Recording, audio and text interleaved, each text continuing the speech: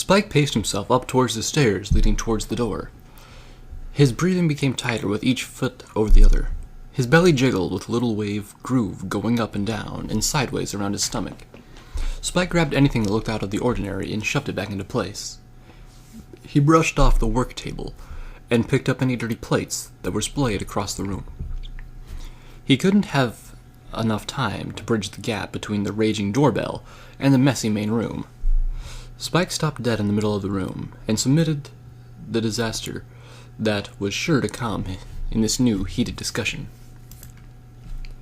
Spike walked slowly to the door, head down. He looked like a cancer patient with no more moral left in him.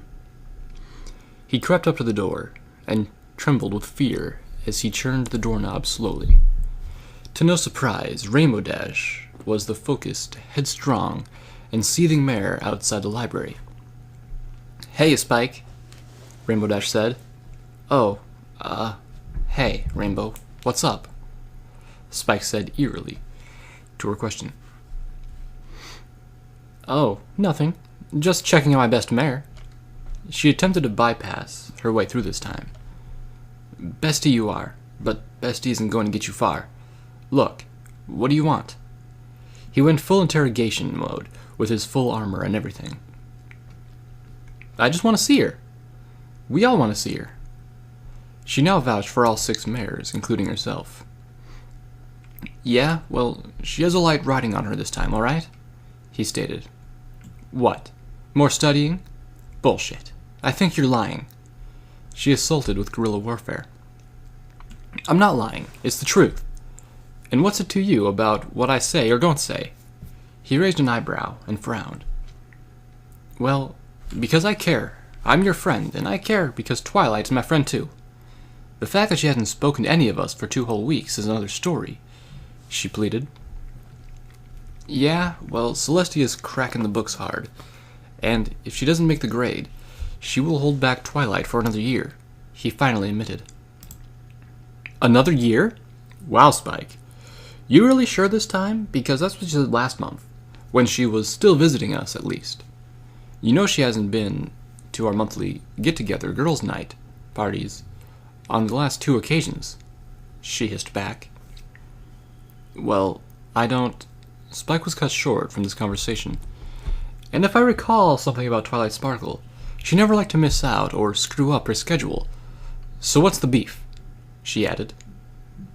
"I can't say, because there isn't anything wrong, all right?" Spike stammered. "Snappy, you get. But don't lie to me, Spike.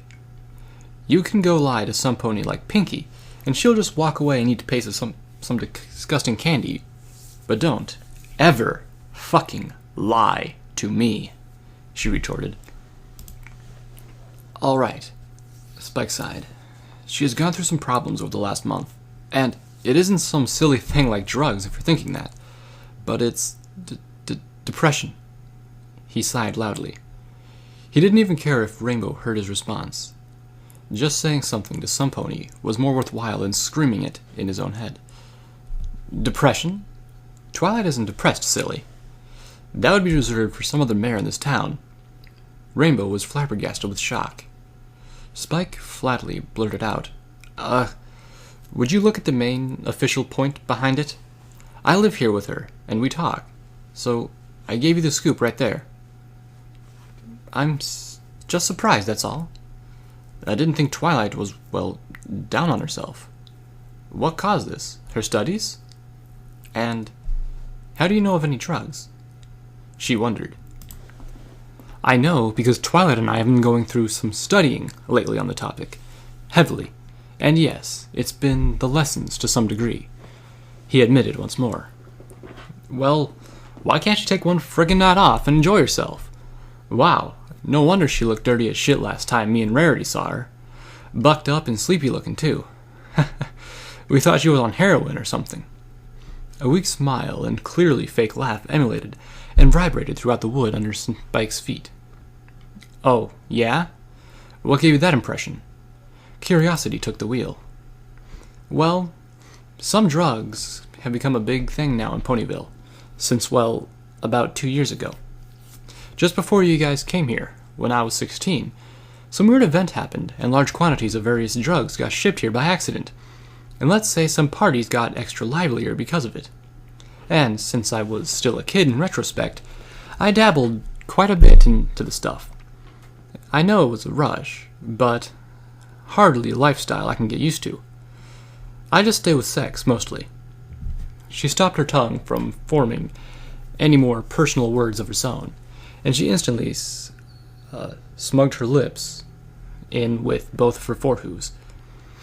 A chuckle erupted from her blue cheeks, glowing briefly in an embarrassed reaction.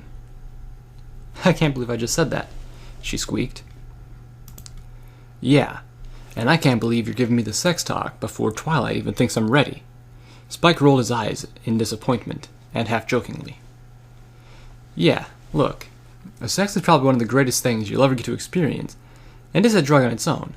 Personally, it's my drug of choice, and I will gladly replace it with something like acid any day." Rainbow fluttered her memories very quickly to process all her sexual times with dozens of mares and colts. She was a bisexual, no doubt. "What's acid? And do explain more of this." "Well, I won't say anything because you have a lot of growing up to do before I open that batch of eggs, little fella." She nudged Spike's arm casually. Spike blew out of his nose and asked if there was anything else. "No. There's nothing I need, I guess. Look, tell Twilight that she needs to talk to us soon, because depression isn't good. Really, it isn't. And I've been down that road myself when I was a half-preen filly." Dash gladly spoke about herself. "I'll make sure she knows. Thanks, Rainbow, for the love and, well, honestly good chat. When are you coming back, I must ask?" He questioned her curiously. "I'll check in a few days. And should I tell the others about her depression?" She asked politely. "I wouldn't recommend it. Remember how crazy she went with her doll when she was looking for problems and caused a huge uproar? That you even almost fell in love with it, too." "Yeah, I remember, Spike." She snickered. "Fun experience, huh? Well, we don't want her freaking out like that again. Now keep it to yourself, and I'll see if I can convince her on receiving help from you gals." "Thanks, Spike. Take care and say hi for me," she told him. "Will do. Goodbye, Dash," he replied before shutting the door and placing the lock over the latch. He walked back to the basement with his eyes staring, both in horror and disappointment. What he saw was a struggling Twilight, crawling through the rug like a slow caterpillar. Her mind was probably craving for something. Either it was food, a blanket, or something sharp. He saw the dried blood streaks pouring out of her purple fur, bubbling through her wrist. He didn't care at that moment. It was only through his own mild depression he bothered to make an effort on giving Twilight his 101%, instead of seeing her slug away like this. Her body stopped. Her head dropped to the floor, as soon as she was passed out and was sure to attempt another hit tomorrow. Spike forced back all but one tear falling down to his cheek.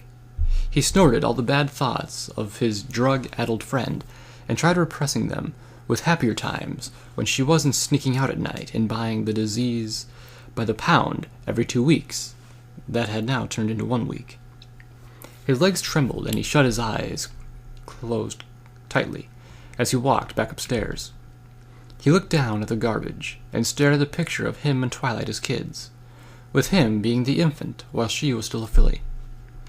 The pent-up anger finally released itself through physical pain and emotional reasoning.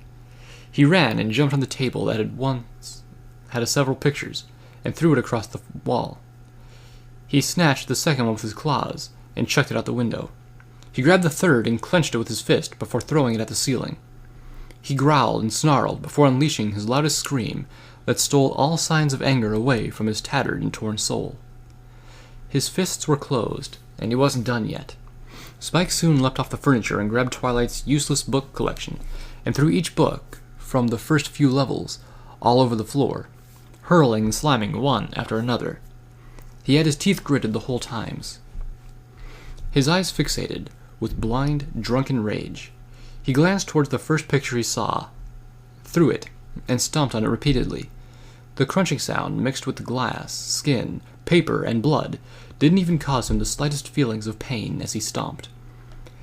He was traumatized by the crummy deal he had been forced in because of his current relationship and lifestyle with his sister was agonizing pain in its own right.